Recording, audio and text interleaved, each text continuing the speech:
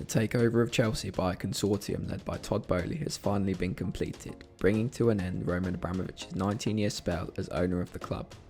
But Boehly has plenty of issues and dilemmas to address in his first transfer window as the club's new owner.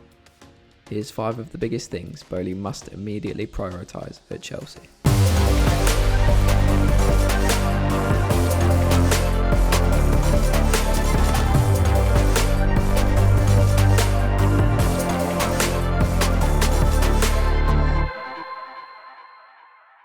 Number 1.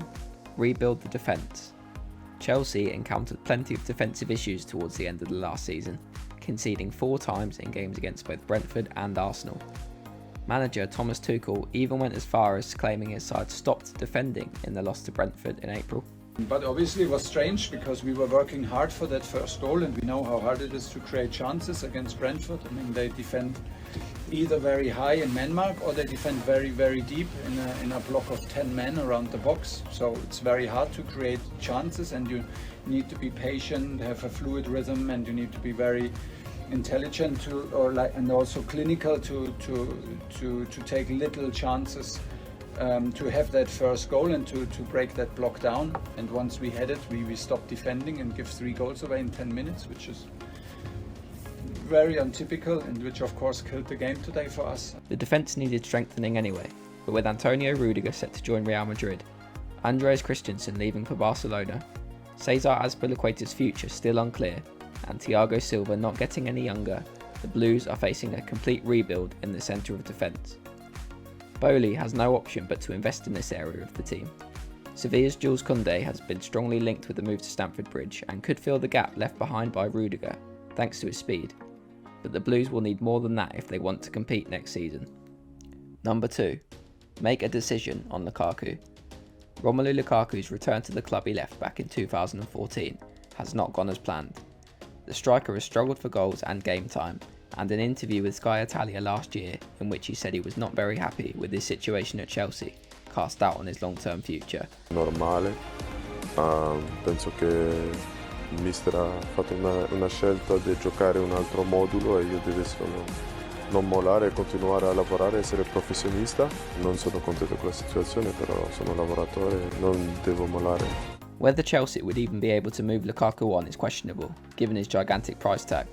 But if the opportunity does present itself, whether that's in the form of a loan move or a permanent sale, Boehly must decide whether he wants the 29-year-old to be part of Tuchel's squad, or instead believes the club are better off cutting their losses and moving in a new direction.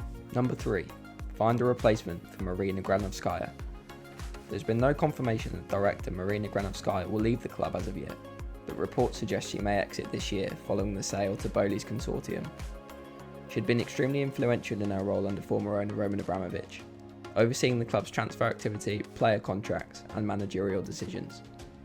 Should she depart, her responsibilities and decision-making power will need to be transferred to someone else.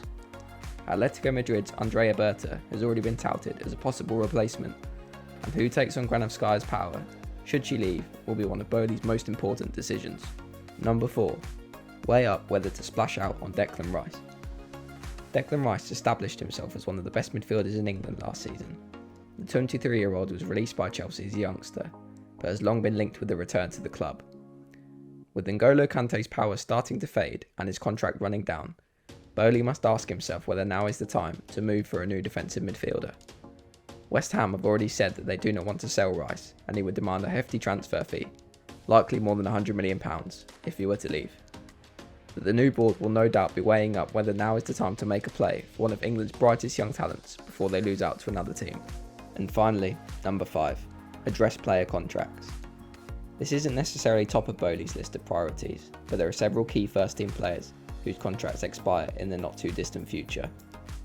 N'Golo Kante's is the most pressing, with only a year remaining on his current deal. Marcos Alonso's deal also expires in 2023, but his future is uncertain. And in 2024, the contracts of Mason Mount, Christian Pulisic, Mateo Kovacic and Ruben Loftus-Cheek will run out. Boehly must decide who will be part of Chelsea's long-term future and act accordingly. Thanks for watching. If you like this video, please hit the subscribe button below.